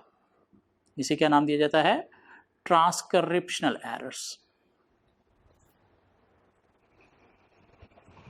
तो अब कंप्यूटर के अंदर जब डाटा इनपुट किया जा रहा है, अगर इसकी बजाय ये मीन ट्रांसक्रिप्शनल या ट्रांसपोजिशनल एरर इन डाटा हो गए हैं, तो ये रिजेक्ट होना चाहिए, एक्सेप्ट तो नहीं होना चाहिए। ये रिजेक्ट किसके थ्रू होंगे? इनपुट ऑफ डाटा स्टेज पे एक कंट्रोल होगा चेक डिजिट वेरिफिकेशन, जो क्या करेगा, ये जो डिजिट सिस्टम में एंटर हुआ है इसको किसी मैथमेटिकल रिलेशनशिप के अकॉर्डिंगली चेक करता है। क्या वो रिलेशनशिप होता है अभी हमें जानने की जरूरत नहीं है। मीन जो कोड एंटर हुआ है, अगर उसमें कोई ट्रांसक्रिप्शनल या ट्रांसपोजिशनल एरर है तो वो रिजेक्ट होनी चाहिए किसके थ्रू? चेक डिजिट वेरिफिकेशन के थ्रू। चेक डिजिट वेरिफिकेशन क्या करेगा? जो कोड एंटर हुआ है उसको किसी मैथमेटिकल रिलेशनशिप के अकॉर्डिंगली चेक करेगा और देखेगा अगर उसमें ट्रांसक्रिप्शनल या ट्रांसपोजिशनल एरर है तो उसे रिजेक्ट करेगा, अगर एरर नहीं है तो एक्सेप्ट होना चाहिए। अब ये कैसे चेक करेगा भाई? वो कोई मैथमेटिकल फार्मूलाज इसके अंदर होते हैं जिसके अकॉर्डिंगली ये चेक करता है। नॉर्मली ये जो कोड बनाए जाते हैं ना, सपोज हमने एक इन्वेंट्री का कोड बनाया था 13476, तो इन्वेंट्री का मेनली कोड जो है वो है 3476। ये जो साथ एक एक्स्ट्रा डिजिट 1 नजर आ रहा है ना, ये बेसिकली क्या है? डिपार्टमेंट का कोड है, जिससे आइडेंटिफाई होगा कि ये 1 आ रहा है, दिस मीन ये कोई इन्वेंट्री है, किस डिपार्टमेंट की इन्वेंट्री है, उससे ये आइडेंटिफिकेशन होगी। सपोज स्टेशनरी डिपार्टमेंट की इन्वेंट्री का कोड है। और जब भी कंपनी अपने ये कोड्स डिफाइन करती है प्रोडक्ट के, कभी भी सीक्वेंस वाइज डिफाइन नहीं करती। सपोज ये ब्लू मार्कर का कोड हमने दिया 3476, तो इसका कोड सपोज होगा 9474। कभी भी सीक्वेंस वाइज कोड नहीं बनाए जाते। क्यों? सीक्वेंस वाइज बनाए जाएंगे तो फिर तो वो भी एक्सेप्ट हो जाएगा, उनको मिलती मिलती इन्वेंट्री तो होगी। सो इनपुट ऑफ डाटा पे एक्यूरेसी के लिए वैलिडेशन कंट्रोल्स क्या हैं? चेक डिजिट वेरिफिकेशन के जो डाटा इनपुट हो रहा है उसमें ट्रांसक्रिप्शनल या ट्रांसपोजिशनल एरर जो है वो रिजेक्ट होने चाहिए। किसके थ्रू? चेक डिजिट वेरिफिकेशन के थ्रू। कैसे ये रिजेक्ट करता है? किसी मैथमेटिकल रिलेशनशिप के अकॉर्डिंगली आइडेंटिफाई करके रिजेक्ट करता है। वो क्या रिलेशनशिप है, कैसे चेक करता है, वो हमें जानने की जरूरत नहीं है, बस इतना जानना है चेक डिजिट वेरिफिकेशन क्या है। एक input of data validation control है जिसका काम क्या है? Transcriptional transpositional errors in the data को रिजेक्ट करना। फिर कहता है डाटा की एक्यूरेसी के लिए वैलिडेशन कंट्रोल क्या है? Existence check. Existence check, suppose हमने ये एक कोड सिस्टम में एंटर किया, अब अगर तो सिस्टम में मास्टर फाइल के अंदर इस कोड के अगेंस्ट इसकी इन्वेंट्री का नाम, इसकी प्राइस मेंशन है, तो फिर तो कोई ट्रांजैक्शन परफॉर्म होनी चाहिए। अगर मास्टर फाइल के अंदर ये कोड के अगेंस्ट किसी इन्वेंट्री का नाम ही नहीं है, प्राइस ही नहीं है, तो क्या कोई ट्रांजैक्शन परफॉर्म होनी चाहिए? नहीं। तो क्या सिस्टम को फिर एक्सेप्ट भी करना चाहिए? नहीं। क्यों? अगर सिस्टम ने एक्सेप्ट कर लिया तो पता नहीं किस इन्वेंट्री के साथ एसोसिएट करके, पता नहीं क्या प्राइस लगा के, पता नहीं क्या ट्रांजैक्शन परफॉर्म हो जाएगी। इसलिए वो डाटा जो सिस्टम में एग्जिस्ट करता है, मीन डिफाइंड है, उसे तो सिस्टम को एक्सेप्ट करना चाहिए, और जो एग्जिस्ट नहीं करता, मीन डिफाइंड नहीं है, उसे क्या करना चाहिए? रिजेक्ट करना चाहिए। कैसे रिजेक्ट करना चाहिए? Through existence check. एक एम्प्लॉय का कोड हमने एंटर किया, अगर तो सिस्टम में उस एम्प्लॉय की कोई फाइल है तो फिर तो उस फाइल से उसका वेज रेट लेके उसकी ट्रांजैक्शन परफॉर्म करनी चाहिए। अगर सिस्टम के अंदर उस एम्प्लॉय की कोई कोड के अगेंस्ट फाइल ही डिफाइन नहीं है, तो क्या सिस्टम को एक्सेप्ट करना चाहिए? नहीं। सिस्टम को क्या करना चाहिए? रिजेक्ट करना चाहिए। फॉर्मेट चेक भी होना चाहिए इनपुट ऑफ डाटा स्टेज पे। फॉर्मेट चेक क्या है? कि अगर रॉन्ग फॉर्मेट का डाटा एंटर हो रहा है तो वो भी सिस्टम को रिजेक्ट करना चाहिए। कुछ फील्ड्स ऐसी होती हैं डाटा इनपुट की जहां पे सिर्फ अल्फाबेटिक डाटा एंटर करना होता है। कुछ फील्ड्स ऐसी होती हैं जहां पे सिर्फ न्यूमेरिक डाटा एंटर करना होता है, और कुछ फील्ड्स ऐसी होती हैं जहां पे अल्फा न्यूमेरिक डाटा एंटर करना होता है। क्या ख्याल है? अब अगर सपोज कस्टमर के नाम की फील्ड है तो नाम क्या होते हैं? अल्फाबेट्स। अगर गलती से साथ कोई नंबर जा रहा है तो क्या सिस्टम को एक्सेप्ट करना चाहिए? नहीं। क्यों? वो नाम है ही नहीं। क्यों? नेम साहब क्या होते हैं? अल्फाबेटिक डाटा, कभी भी नंबर्स उसमें नहीं होते। अच्छू 302, हसीना 420, बॉन्ड 007, ये रियलिटी के नाम नहीं, फिल्मी नाम है। तो इसलिए डाटा जब इनपुट किया जा रहा है तो आपने देखना है एक पर्टिकुलर फील्ड में अगर रॉन्ग फॉर्मेट का डाटा एंटर हो रहा है तो सिस्टम को रिजेक्ट करना चाहिए। जहाँ पे अल्फाबेटिक डाटा है तो वहाँ पे अल्फाबेट फॉर्मेट का डाटा ही एक्सेप्ट करना चाहिए। इस तरह से सपोज फ़ोन नंबर है तो वो क्या होता है? सिर्फ नंबर्स, कभी भी उसमें अल्फ़ाबेट्स नहीं होते। और अगर अल्फ़ाबेट जा रहा है तो क्या सिस्टम को एक्सेप्ट करना चाहिए? नहीं, रिजेक्ट करना चाहिए। सपोज आप किसी कस्टमर को ऑर्डर प्लेस करना है, उसकी डिटेल ऑब्टेन कर रहे हो, फ़ोन नंबर, तो उसमें क्या होना चाहिए? सिर्फ न्यूमेरिक। उसका एड्रेस अल्फ़ा न्यूमेरिक एड्रेस, कभी भी सिर्फ नंबर या सिर्फ अल्फ़ाबेट्स नहीं होते, ऑलवेज क्या होता है? Alpha numeric. इसलिए अगर उसमें नंबर्स या अल्फ़ाबेट्स जा रहे हैं तो क्या सिस्टम को एक्सेप्ट करना चाहिए? नहीं, सिस्टम को रिजेक्ट करना चाहिए। सो इनपुट ऑफ डाटा स्टेज पे जो डाटा एंटर हो रहा है वो वैलिड एक्यूरेट है, यानी क्या होना चाहिए? Transcriptional transpositional error in the data को रिजेक्ट करने के लिए चेक डिजिट वेरिफिकेशन होना चाहिए। Non existence data in the system को रिजेक्ट करने के लिए एग्जिस्टेंस चेक होना चाहिए। रॉन्ग फॉर्मेटेड डाटा सिस्टम में एंटर होने से रोकने के लिए फॉर्मेट चेक होना चाहिए। इस तरह से एक रेंज चेक भी होना चाहिए जिसको लिमिट चेक का नाम भी दिया जा सकता है, रेंज या फिर लिमिट चेक। रेंज या लिमिट चेक क्या है कि सपोज हमने कंपनी की एक पॉलिसी बनाई हुई है, भाई मैक्सिमम 50 आवर्स एक एम्प्लॉय एक वीक में काम करेगा, इससे ज्यादा नहीं। कितने आवर्स? 50 आवर्स। हमने इस सिस्टम में रेंज लिमिट सेट कर दी। अब अगर किसी एम्प्लॉय के सपोज वो खुद से एक्सेस करके फ्रॉड कर रहा है, अपने 50 की बजाय 70 आवर्स एंटर करने की कोशिश कर रहा है, तो क्या सिस्टम को एक्सेप्ट करना चाहिए? नहीं, रिजेक्ट होना चाहिए। किसके थ्रू? रेंज चेक के थ्रू। क्यों? ये डाटा क्या है? आउट ऑफ रेंज है। ये कंपनी की एक पॉलिसी है, भाई एम्प्लॉय की जो वेज रेट एनुअली इंक्रीज किए जाएंगे। कितने इंक्रीज किए जाएंगे? 10%। इससे ज्यादा किसी की वेजेस इंक्रीज नहीं होंगी। अब हो सकता है कोई एम्प्लॉय किसी तरह से सिस्टम में फ्रॉड करने की कोशिश कर रहा है, अपनी वेजेस जो हैं वो 10 की बजाय 20% इंक्रीज करने जा रहा है या 50% इंक्रीज करने जा रहा है, तो क्या ये सिस्टम को एक्सेप्ट करना चाहिए? नहीं, ये रिजेक्ट होगा। किसके थ्रू? रेंज या लिमिट चेक के थ्रू। क्या ख्याल है? एक एग्जांपल और डिस्कस करते हैं रेंज चेक की। सपोज एक कंपनी जो है वो क्या करती है? रैकेट्स सेल करती है। रैकेट, बैडमिंटन या टेबल टेनिस के रैकेट सेल करती है। कैसे सेल करती है? ऑनलाइन सेल करती है। कस्टमर ऑनलाइन ऑर्डर करता है वेबसाइट पे और कंपनी क्या करती है? उसके बाद डिलीवर करती है और कैश आगे से लेती है। अब किसी कस्टमर ने अगर ऑर्डर प्लेस करना है तो कितने रैकेट परचेज करेगा? 1, 2 या डबल के लिए तो 4। क्या ख्याल है? कस्टमर को इससे ज़्यादा रैकेट्स तो नहीं ना चाहिए। अब सपोज किसी कस्टमर ने ऑर्डर प्लेस करते वक्त 2 रैकेट बाय करने थे, गलती से उससे 2 डबल प्रेस हो गया 22। और अगर सिस्टम ने ये 22 रैकेट्स का ऑर्डर एक्सेप्ट कर लिया, हमने 22 रैकेट्स डिलीवरी वाले को दिए, चल भी फलां कस्टमर को दे, डिलीवरी वाले ने हमसे 22 रैकेट्स का अच्छा खासा चार्ज किया। आगे जब कस्टमर के पास गए रैकेट्स 22, उसने कहा मैंने 22 सर में मारने, मुझे सिर्फ 2 चाहिए। 2 के वो कैश हाथ में पकड़ाएगा, 2 रैकेट्स ले लेगा, बाकी 20 कंपनी को वापस आएंगे। उसकी डिलीवरी कॉस्ट कौन बेयर करेगा? कंपनी, जाने की भी और आने की भी। इसलिए हमें क्या करना चाहिए? अगर इस तरह से कोई सेंसिटिव क्वांटिटीज़ हैं तो हमें मेंशन करना चाहिए एक रेंज चेक कि जब कस्टमर ऑर्डर प्लेस कर रहा है तो क्वांटिटी अगर 1, 2 या 4 से ज़्यादा कोई एंटर कर रहा है तो सिस्टम को क्या करना चाहिए? कंफर्म करना चाहिए, are you sure want to place order for 22 rackets. क्यों? Out of range data enter हो रहा है ना, 1, 2 या 4 ये तो रेंज है, लेकिन इसे ज़्यादा एंटर करना क्या है? आउट ऑफ रेंज है, तो एक दफ़ा कंफर्म करना चाहिए। तो ये क्या है? Range check. मीन अगर सिस्टम में out of range data enter हो रहा है, out of limit data enter हो रहा है, तो वो किसको रिजेक्ट करना चाहिए? रेंज चेक या लिमिट चेक के थ्रू। फिर इनपुट ऑफ डाटा स्टेज पे एक कंट्रोल होना चाहिए, कंट्रोल टोटल भी। क्या होना चाहिए? Control total.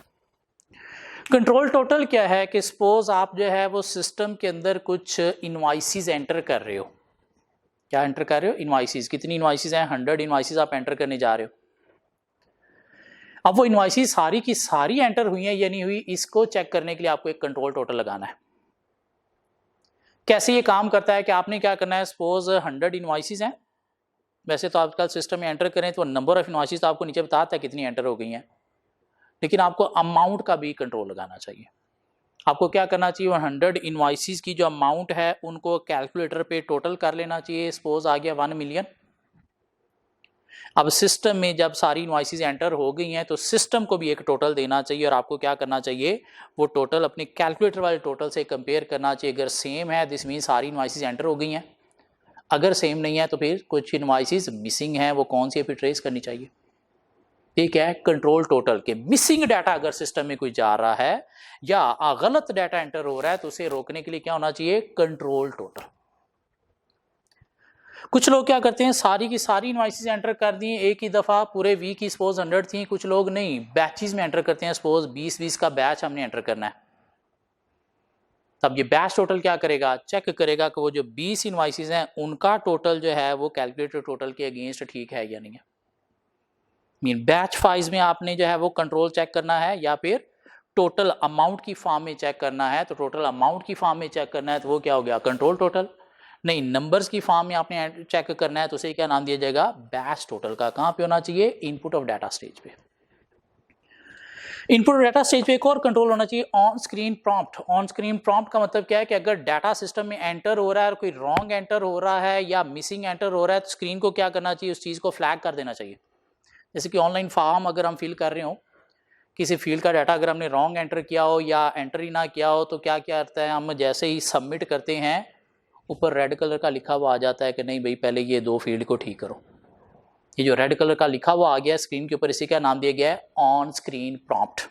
क्यों, जो डाटा आपने एंटर किया इसमें कोई ना कोई मसला है, ये तब तक आगे प्रोसेस नहीं होगा जब तक आप ये मसला रिजॉल्व नहीं कर देते। सो इनपुट ऑफ डाटा स्टेज पे डाटा की एक्यूरेसी के लिए क्या होने चाहिए, वैलिडेशन चेक। और वो वैलिडेशन चेक क्या है कि अगर जो डाटा इनपुट किया है उसमें कोई ट्रांसक्रिप्शनल ट्रांसपोजिशनल एरर है तो वो रिजेक्ट होना चाहिए चेक डिजिट वेरिफिकेशन के थ्रू। कोई नॉन एग्जिस्टेंस अनडिफाइंड डाटा हम सिस्टम में एंटर करने जा रहे हैं तो रिजेक्ट होना चाहिए एग्जिस्टेंस चेक के थ्रू। कि रॉन्ग फॉर्मेट का like alphabetic numeric alpha numeric हम एंटर कर रहे हैं पर्टिकुलर फील्ड में तो वो रिजेक्ट होना चाहिए फॉर्मेट चेक के थ्रू। और अगर out of range out of limit data system में एंटर हो रहा है तो वो रिजेक्ट होना चाहिए किसके थ्रू, रेंज चेक के थ्रू। और जो डाटा एंटर हो रहा है उनका टोटल अमाउंट जो है वो चेक करने के लिए क्या होना चाहिए, कंट्रोल टोटल। नहीं, टोटल बैच की एंट्रीज को चेक करने के लिए बैच टोटल। नहीं, अगर कोई फील्ड का डाटा मिसिंग है या फील्ड में रॉन्ग एंट्री हो रही है तो उसके लिए क्या होने चाहिए, on screen prompt. On screen prompt ये एक थोड़ा सा टेक्निकल या औखा एरिया था। सो हम बातें क्या कर रहे हैं, आईटी कंट्रोल्स, जिसकी 2 टाइप्स हैं। क्या टाइप्स हैं, जनरल कंट्रोल्स, एप्लीकेशन और प्रोसेसिंग कंट्रोल्स। जनरल कंट्रोल की 2 टाइप्स हैं, system development controls, organisational administrative controls. Application और प्रोसेसिंग कंट्रोल की 4 टाइप्स हैं, input of data control, processing, output और मास्टर फाइल कंट्रोल। और मास्टर फाइल कंट्रोल हम जो है वो कवर कर चुके हैं कि मास्टर फाइल का usage authorised to top management होना चाहिए। मास्टर फाइल की डॉक्यूमेंटेशन चेंजेस की होनी चाहिए, पासवर्ड रेगुलर बेसिस पे चेंज यूनिक होने चाहिए, चेंजेस के ऊपर चेक्स परफॉर्म करने चाहिए और रेगुलर बेसिस पे इसका रिव्यू होना चाहिए कि whether it is up to date और not. Input of data control क्या है, 3 है। ऑथोराइज यूजर आइडेंटिफाई करना चाहिए, डाटा कंप्लीट एंटर होना चाहिए, बैच की sheets pre numbered sign after entry होने चाहिए और डाटा एक्यूरेट एंटर होना चाहिए। और एक्यूरेसी में 2 चेक्स हैं, एक वेरिफिकेशन चेक टाइपिंग एरर को रोकने के लिए और एक वैलिडेशन चेक है, जो डाटा एंटर हो रहा है वो वैलिड एंटर होना चाहिए। और वैलिडेशन चेक कितने हैं, total 7। Check digit verification, existence check, format check, range check, control total, batch total और ऑन स्क्रीन प्रॉम्प्ट। क्लियर होते हैं ये इनपुट ऑफ डाटा कंट्रोल। पीछे क्या रह गया हमारे पास, प्रोसेसिंग कंट्रोल्स और उसके बाद आउटपुट कंट्रोल्स। आउटपुट कंट्रोल्स पहले पढ़ लेते हैं, आसान है, फिर प्रोसेसिंग की तरफ आते हैं। आउटपुट कंट्रोल्स क्या है कि जो सिस्टम से आउटपुट प्रोड्यूस हो रही है उसकी एक्सेस सिर्फ ऑथोराइज यूजर को ही होनी चाहिए, अनऑथोराइज यूजर को एक्सेस नहीं होनी चाहिए। क्यों, वो जो सिस्टम ने आउटपुट प्रोड्यूस किया उसमें कोई कॉन्फिडेंशियल डाटा भी हो सकता है। मेनली ये है कि इससे रिलेटेड आउटपुट की कॉन्फिडेंशियलिटी से रिलेटेड है कि आउटपुट की एक्सेस ऑथोराइज यूजर को होनी चाहिए। आउटपुट अगर आप किसी को सेंड कर रहे हो थ्रू इलेक्ट्रॉनिकली तो वो क्या होनी चाहिए, पासवर्ड के थ्रू आपको फाइल सेंड करनी चाहिए या इनक्रिप्टेड फाइल होनी चाहिए। इनक्रिप्टेड मीन कोडेड फॉर्म में सेंड करना चाहिए ताकि वो उसको डीकोड करके यूज कर सकें अगर कोई सेंसिटिव टाइप का डाटा है। क्यों, वो ईमेल रास्ते में हैक भी हो सकती है, किसी दूसरे के हाथ भी लग सकती है। स्पेशली हमारी जो सपोज बैंक हमें क्या करते हैं, एवरी मंथ जो है हमारी एक बैंक स्टेटमेंट आप ईमेल के थ्रू सेंड करते हैं। और वो जो ईमेल के थ्रू आती है तो रास्ते में कोई हैक ना कर ले, क्यों, उसके अंदर हमारे अकाउंट्स की डिटेल है सारी। तो बैंक क्या करता है, हमें पासवर्ड प्रोटेक्टेड डॉक्यूमेंट वो सेंड करता है हमारी बैंक स्टेटमेंट। जब हम ईमेल खोलेंगे लेकिन बैंक स्टेटमेंट नहीं खुलेगी, पहले हमें पासवर्ड देना पड़ेगा। वो पासवर्ड क्या होता है, हमारे अकाउंट के अकॉर्डिंगली कोई भी नंबर वो पूछते हैं वो हम देंगे, तो उसके बाद फिर हमारी वो बैंक स्टेटमेंट खुलेगी। जिस तरह से अगर आप इलेक्ट्रॉनिक डाटा ट्रांसफ़र कर रहे हो, आउटपुट किसी को ट्रांसफ़र कर रहे हो, बड़ा सेंसिटिव डाटा है, तो आपको क्या करना चाहिए, पासवर्ड प्रोटेक्टेड डॉक्यूमेंट में सेंड करनी चाहिए, या डाटा को एनक्रिप्ट करके, एनक्रिप्ट का मतलब भी क्या है, उसमें पासवर्ड लगा के या कोडेड फॉर्म में सेंड करना चाहिए। आउटपुट की कॉन्फिडेंशियलिटी के ऊपर एक और कंट्रोल है, restriction on print outs. Main print outs लेने के लिए भी रिस्ट्रिक्शन होनी चाहिए। लाइक प्रिंटर जो है सिस्टम के साथ अटैच तो है, लेकिन इस सिस्टम से अगर कॉन्फिडेंशियल रिपोर्ट्स प्रोड्यूस होती हैं तो सिस्टम के लिए सेपरेट प्रिंटर होना चाहिए और उस प्रिंटर की एक्सेस रिस्ट्रिक्टेड होनी चाहिए। फिर वो कहता है कि आउटपुट की कॉन्फिडेंशियलिटी से क्या है, जिसको आउटपुट आपने दी है उसे एक्नॉलेजमेंट या सिग्नेचर भी लेनी चाहिए, एक्नॉलेजमेंट या सिग्नेचर लेनी चाहिए, ताकि पता हो किसके पास गई है, ताकि कल को अगर लीक आउट होती है तो आपको पता हो ये चीज़ मैंने किस किस को दी थी। अल्टीमेटली उनके एक्नॉलेजमेंट या सिग्नेचर होंगे तो फिर आप उनको पूछ सकोगे भाई ये चीज़ तुम्हारी तरफ से लीक आउट हुई है, क्यों हुई है। अगर एक्नॉलेजमेंट सिग्नेचर नहीं तो कोई मानेगा नहीं कि मैंने तो लीक की नहीं चीज़। तो आउटपुट की कॉन्फिडेंशियलिटी के लिए क्या करना चाहिए, तो आउटपुट को एक्सेस रिस्ट्रिक्टेड पर्सोनल तक होनी चाहिए। इलेक्ट्रॉनिक जो रिपोर्ट्स हैं वो पासवर्ड प्रोटेक्टेड एनक्रिप्टेड होनी चाहिए। प्रिंट आउट ऑफ आउटपुट पे रिस्ट्रिक्शन होनी चाहिए, ऑथोराइज लोग ही प्रिंट आउट ले सकें वरना ना ले सकें। और दूसरा, जिसको आउटपुट दी जा रही है, कोई रिपोर्ट दी जा रही है, उसे आपने एक्नॉलेजमेंट या सिग्नेचर भी ऑब्टेन करने हैं। अब बात करते हैं प्रोसेसिंग कंट्रोल क्या है, कि सिस्टम में जो डाटा इनपुट हो गया अब उसकी प्रोसेसिंग होनी है, तो प्रोसेसिंग से रिलेटेड क्या कंट्रोल्स हो सकते हैं। कहते हैं प्रोसेसिंग से रिलेटेड कंट्रोल्स क्या हैं जी, on screen prompt. Mean processing के दौरान अगर कोई एरर आ रहा है तो फ़ौरन स्क्रीन पे मेंशन हो जाना चाहिए, ताकि ऑपरेटर जो वहाँ पे बैठा है वो फौरी उसको चेक करके एरर को रिमूव कर सके, ताकि प्रोसेसिंग एक्यूरेट हो। एक्सेप्शन रिपोर्ट, एक्सेप्शन रिपोर्ट क्या है कि अगर कोई कंट्रोल वीकनेसेस हमें नजर आती हैं तो हम लेटर ऑफ वीकनेसेस के थ्रू हाईलाइट करते हैं, उस लेटर ऑफ वीकनेसेस को एक्सेप्शन रिपोर्ट भी बोलते हैं। इस तरह सिस्टम के अंदर अगर कोई मसले आ रहे हैं तो उसकी भी कोई ना कोई एक्सेप्शन रिपोर्ट जो है वो सिस्टम को क्या करनी चाहिए, प्रोड्यूस करनी चाहिए। इसके साथ क्या होना चाहिए, मैनुअल रिव्यू भी होना चाहिए, कंप्यूटराइज नहीं, मैनुअल रिव्यू। मीन कंप्यूटर ने प्रोसेसिंग करके एक चीज़ प्रोड्यूस की है, सपोज पेरोल शीट प्रोड्यूस की है, तो आप क्या करो, उसको मैनुअली चेक भी करो, मैच भी करो, क्या वाकई ही सारी चीज़ें इसके अंदर हैं, ताकि प्रोसेसिंग में अगर कोई मसला है तो आप डाटा इनपुट और करके उसकी प्रोसेसिंग करवा सको। इसके अलावा क्या होना चाहिए, रेंज टेस्ट भी होना चाहिए। रेंज टेस्ट भी प्रोसेसिंग में होना चाहिए, लेकिन अब रेंज टेस्ट किसका होना चाहिए, जो डाटा इनपुट हो रहा है उसका नहीं। अब यहाँ पे रेंज टेस्ट अमाउंट का होना चाहिए। सपोज यहाँ पे इनपुट पे आपने रेंज लगा दी थी कि एम्प्लॉय के जो है वो आवर्स 50 से ज़्यादा नहीं होने चाहिए, लेकिन यहाँ पे रेंज किसका होना चाहिए, एम्प्लॉय की सैलरी जो प्रिपेयर हुई है उसका। सपोज एक वर्कर जो है उसकी वेजेस वीकली जो है वो 500 से ज़्यादा भी नहीं होनी चाहिए। क्या ख्याल है, क्यों, मैक्सिमम आपका रेट ही सपोज 10 है, तो अगर किसी की 50 से ज़्यादा है तो फौरी जो है वो आपको चेक करना चाहिए, क्यों, ये प्रोसेसिंग में मसला हुआ है, कहाँ पे हुआ है, या तो इनपुट की वजह से हुआ है या फिर प्रोसेसिंग के अंदर कोई एरर आ गया। इसके अलावा क्या होना चाहिए, check point and recovery procedure. Check point and recovery procedure, check point and recovery procedure क्या है, ये हम अक्सर माइक्रोसॉफ्ट वर्ड में कुछ काम कर रहे होते हैं और अगर लाइट चली जाए और हमने डाटा सेव ना किया तो सारा लॉस्ट हो जाता है। तो हम क्या करते हैं, माइक्रोसॉफ्ट वर्ड के अंदर अब एक ऑटोमेटिक टूल आ गया है कि आप क्या करो, उसको एक्टिव कर दो, तो एवरी 2 मिनट्स क्या होगा, ऑटोमेटिकली वो आपका डाटा सेव करता रहेगा। ये जो टूल हमने लगा दिया कि एवरी 2 मिनट्स डाटा सेव करो, या एवरी 5 मिनट्स डाटा सेव करो, या एवरी 1 मिनट सेव करो, इसे क्या नाम दिया गया है, check point and recovery procedure का। क्यों, अगर ये साथ साथ सेव नहीं हो रहा तो अल्टीमेटली फिर वो जो डाटा प्रोसेस हुआ था सारा क्या हो जाएगा, लॉस्ट हो जाएगा।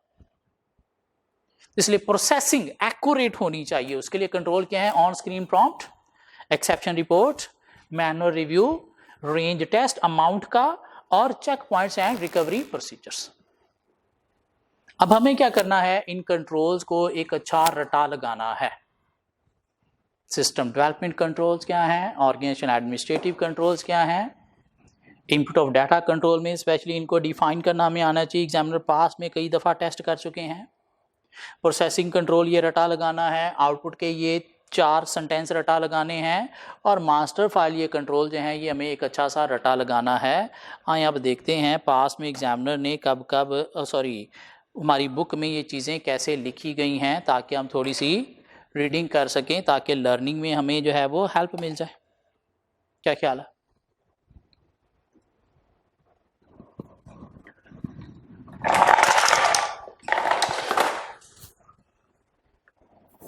देखते हैं हमारी बुक में ये चीज़ें क्या क्या कैसे कैसे लिखी गई हैं। थोड़ी सी रीडिंग करते हैं ताकि आप लोग इजीली इसे पढ़ के रीड आउट करके लर्न कर सको। मीन बुक के अंदर ये चीज़ें ऐसे हैं या नहीं वो देखने हम जा रहे हैं। क्यों एक अच्छा रटा बहुत ज़रूरी है, बहुत important chapter examination point of view से। पिछली 5 अटैम्प्ट से बहुत ही फेवरेट एरिया बना हुआ है एग्जामिनर का। एग्जामिनर इसे अच्छा खासा टेस्ट कर रहे हैं, इसलिए हमें एक अच्छा सा रटा लगाना है कि क्या चीज़ें कैसे कैसे टेस्ट हो सकती हैं इस चैप्टर से। रटा भी चाहिए, फिर उसके बाद कॉन्सेप्ट भी चाहिए और पास पेपर क्वेश्चन की प्रैक्टिस भी चाहिए। रटा आज हम स्टार्ट करते हैं। यही चार्ट आपको मिल गया। आईटी कंट्रोल्स की 2 टाइप्स हैं। जनरल कंट्रोल में सिस्टम डेवलपमेंट कंट्रोल है, ऑर्गेनाइजेशन एडमिनिस्ट्रेटिव कंट्रोल है। एप्लीकेशन कंट्रोल मेनली 2 तरह के हैं, इनपुट ऑफ डाटा और मास्टर फाइल। लेकिन हमने कहा नहीं, 2 और भी टाइप हैं, प्रोसेसिंग और आउटपुट भी हैं। जनरल आईटी कंट्रोल्स में सिस्टम डेवलपमेंट कंट्रोल्स क्या हैं? ऑथोराइजेशन होनी चाहिए सिस्टम की, टेस्टिंग होनी चाहिए, डॉक्यूमेंटेशन होनी चाहिए, यूज़र ट्रेनिंग, रिव्यू, मॉनिटरिंग और अमेंडमेंट, ऑथोराइज टेस्टेड डॉक्यूमेंट होनी चाहिए। ऑर्गेनाइजेशन कंट्रोल 4 तरह के हैं। इंटेग्रिटी ऑफ हार्डवेयर में क्या होने चाहिए? Physical control like lock on computer rooms, lock on computers, CCTV camera, security guards. और लॉजिकल कंट्रोल्स क्या हैं? पासवर्ड। सॉफ्टवेयर का मिसयूज रोकने के लिए रिस्ट्रिक्टेड लॉगिन आईडी होने चाहिए। हाँ, फिजिकल एक्सेस कंट्रोल की कुछ एग्जांपल हमें और भी मिल गई। क्या होने चाहिए? Fences and door locks, fingerprints, biometric to enter secured area, like system जिस रूम में है उस रूम में एंटर होने के लिए भी क्या होना चाहिए? सिक्योरिटी गार्ड नहीं है तो कार्ड होना चाहिए जो स्कैन करके रूम खोल सके, या कोड एंटर करो फिर रूम का दरवाज़ा खोले, या फिंगरप्रिंट्स दो फिर रूम का दरवाज़ा खोले, ताकि अनऑथोराइज लोग एंटर ही ना हो सके। आइडेंटिफिकेशन बैजेस होने चाहिए ताकि सिक्योरिटी गार्ड चेक करे हाँ ये बंदा वाकई ऑथोराइज है। अलार्म होने चाहिए, मीन अगर कोई अनऑथोराइज बंदा एंटर हो रहा है या सिस्टम से कोई चीज़ बाहर जा रही है। लाइक ये डिफरेंट आप ब्रांड्स पे जाते हो, वहाँ से प्रोडक्ट के साथ उन्होंने अपने कुछ टैग लगाए होते हैं अलार्म वाले। जैसे ही गेट के करीब पहुँचता है वो टैग तो अलार्म बजना शुरू हो जाता है, वो रिमूव करते हैं टैग, तो फिर जाके आप बाहर जा सकते हो। इस तरह से प्रोडक्ट्स भी अगर कोई सिस्टम की आइटम्स एक्सपेंसिव हैं तो उनके साथ भी इस तरह के अलार्म्स टैग होने चाहिए। सीसीटीवी कैमराज होने चाहिए जिन्हें सिक्योरिटी सर्वेलेंस का नाम भी दिया जाता है। लॉकेबल ब्रीफ केस होने चाहिए, मीन केबल्स होने चाहिए, और केबल लॉक होने चाहिए डेस्कटॉप कंप्यूटर पे या लैपटॉप पे। ये रटा लगाना हमने। फिजिकल एक्सेस कंट्रोल्स क्या है? स्ट्रेट फॉरवर्ड एग्जामिनर कई दफ़ा टेस्ट कर चुके हैं। लॉजिकल एक्सेस कंट्रोल क्या है? क्या होने चाहिए? यूनिक लॉगिन आईडी होने चाहिए, पासवर्ड होने चाहिए। Promptly removing account when employee leaves, mean जब एम्प्लॉय छोड़ जाते हैं तो उनके अकाउंट रिमूव कर देने चाहिए ताकि वो छोड़ने के बाद सिस्टम को एक्सेस करके फ्रॉड ना कर सकें। Access restriction like read only access होनी चाहिए। कुछ ऐसे लोगों को जिनको सिर्फ आपने अलाउ करना है सिस्टम की फाइल को यूज करना, रीड करना, चेंजेस ना कर सकें। एंटीवायरस फायरवॉल्स होनी चाहिए अनऑथोराइज्ड एक्सेस को आइडेंटिफाई करने के लिए, और सिस्टम लॉग होने चाहिए ताकि सिस्टम की जो भी एक्टिविटीज़ हैं उनका रिकॉर्ड रखा जा सके, ताकि अगर कोई अनऑथोराइज एक्टिविटी हो तो बाद में आप उसे सिस्टम लॉग के थ्रू ट्रेस कर सको। तो ये 5 लाइनें भी आपने लर्न करनी है। ये क्या है? Logical access control. Segregation of duty होनी चाहिए। सिस्टम को डिज़ाइन करने वाले, ऑपरेट करने वाले, सिक्योरिटी और कंट्रोल करने वाले सेपरेट लोग होने चाहिए। Stand by continuity of operation के लिए क्या होनी चाहिए? एक तो इंश्योरेंस अरेंजमेंट होनी चाहिए, मेंटेनेंस एंड सर्विस एग्रीमेंट होनी चाहिए with software companies. In different IT companies के साथ आपको एग्रीमेंट करना चाहिए एनुअल, कि अगर आपके पास अपना आईटी स्टाफ अच्छा नहीं है तो आप किसी आईटी कंपनी के साथ एक कॉन्ट्रैक्ट कर लेते हो कि भाई मुझसे एनुअली इतना चार्ज कर लिया करो और वीकली या मंथली बेसिस पे अपना स्टाफ भेज दिया करो जो आके मेरे सिस्टम को चेक करेगा, ताकि अगर इसमें कोई इशू आ रहा है तो वो रिजॉल्व कर दिया करेंगे। कंपनी जिनके पास अपना आईटी स्टाफ नहीं है या अफोर्ड नहीं कर सकती, तो वो फिर क्या करती हैं, इस तरह से मेंटेनेंस कॉन्ट्रैक्ट एग्रीमेंट करती हैं किनके साथ, डिफरेंट सॉफ्टवेयर या आईटी कंपनीज के साथ, ताकि सिस्टम का इश्यूज जो हैं वो रिजॉल्व किए जा सकें। Agreement with an other entity to make the use of computer equipment, या कुछ दूसरी ऑर्गेनाइजेशन जो आपकी तरह का सिस्टम यूज कर रही है उनके साथ भी आपके कोई कॉन्ट्रैक्ट एग्रीमेंट होने चाहिए कि अगर कभी मेरे सिस्टम में प्रॉब्लम आ गया तो आप मुझे अपने सिस्टम का यूजेज अलाउ कर दोगे, आपके सिस्टम में प्रॉब्लम आ गया तो मैं आपको अपने सिस्टम का यूजेज अलाउ कर दूंगा। लाइक सपोज ये राइज कॉलेज है, इसकी अपनी एक आईटी लैब बनी हुई है, एक दूसरा कॉलेज है उसकी भी अपनी आईटी लैब है। सपोज दोनों ने आपस में कॉन्ट्रैक्ट कर लिया कि अगर कभी पेपरों में हमें ज़रूरत पड़ी, नंबर ऑफ स्टूडेंट बहुत ज़्यादा हैं, तो मैं आपकी लैब यूज़ कर लूँगा, आपको जब ज़रूरत पड़ा करेगी आप मेरी लैब यूज़ कर लिया करना। ये क्या है, agreement with other organisation to use their equipment, ताकि अगर आपके सिस्टम में मसला आ गया है तो फिर ऑपरेशन तो आपके कंटिन्यू नहीं रहेंगे ना। इसलिए किसी दूसरी ऑर्गेनाइजेशन के साथ अगर आपकी अच्छी एग्रीमेंट है तो आप फिर उसका सिस्टम यूज़ करके अपने ऑपरेशन को कंटिन्यू रख सकते हो, कंटिन्यूटी ऑफ ऑपरेशन के लिए। और साथ क्या होने चाहिए, बैकअप्स भी होनी चाहिए, डाटा की सेकंड कॉपी भी होनी चाहिए, ताकि अगर मेन कॉपी ख़राब हो गई है तब बैकअप से रिकवरी कर सको। सो क्या है आपके पास 4 डिजास्टर रिकवरी प्रोसीजर भी इनको बोला जाता है, कंटिजेंसी प्लान भी बोला जाता है, या stand by continuity of operations edit controls भी बोला जाता है। Insurance arrangement, maintenance agreement with other software IT companies, agreement with other organisation to use their equipment, और चौथा क्या है, backup mean second copy of your data on regular basis, mean daily basis पे। Application और processing control क्या है, input of data control है। Input of data control में अगर हम देखें तो क्या है आपके पास ऑथराइजेशन, ऑथराइजेशन के लिए क्या करना है जी, एक तो requirement to log on to the system before use, password होना चाहिए, बायोमेट्रिक फेस आईडी होनी चाहिए, या कोई बार कोड के थ्रू भी सिस्टम यूज़र को आइडेंटिफाई कर सकता है, या फिर कोई सिक्योरिटी क्वेश्चन के थ्रू भी सिस्टम क्या कर सकता है, यूज़र को आइडेंटिफाई कर सकता है।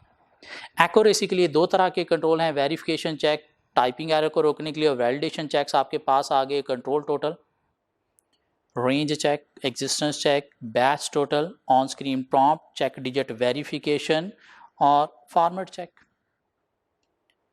कंप्लीटनेस के लिए बैच जो है वो signed by data entry operator होनी चाहिए, प्री नंबर शीट्स होनी चाहिए, ताकि आप missing, duplicate, out of sequence data को आइडेंटिफाई कर सको।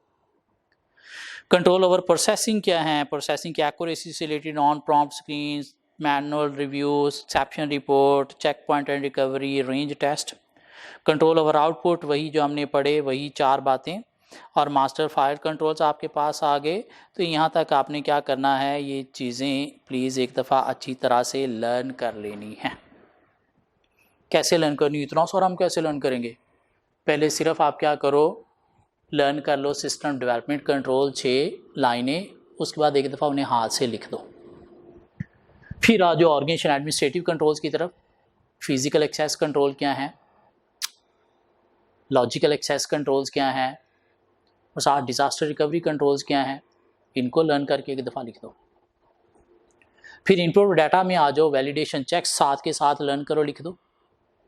प्रोसेसिंग कंट्रोल को लर्न करके लिख दो। आउटपुट कंट्रोल 4 लाइनें लर्न करो, लिख दो। मास्टर फाइल कंट्रोल 6 लाइनें लर्न करो, लिख दो। अगर आप ये कहो कि मैं सारा ही एक दफ़ा लर्न करके लिखूँ तो ये झूठा, ये नहीं होना।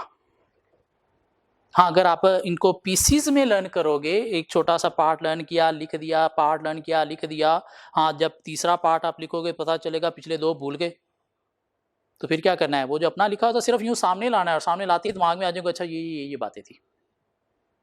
अगर आप ये कहो कि मैं सारा ही एक दफ़ा लर्न करके लिखूँ तो वो झूठ है, वो आपसे नहीं होना। और ये ना किए बिना आपका गुजारा नहीं है, आप ये पेपर पास नहीं करेंगे।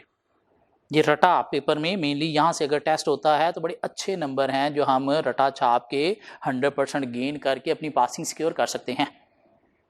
इसलिए प्लीज़ इन चीज़ों को आज ही रटा लगाना है। ये 1 घंटे का लेक्चर, इसको कवर करने के लिए आपको 2 घंटे लगेंगे, इससे ज़्यादा नहीं लगेगा। तो 3 घंटे में अगर ये 8-10 नंबर का टेस्ट होता है तो 3 घंटे सेक्रीफाइस करना बुरा काम नहीं है।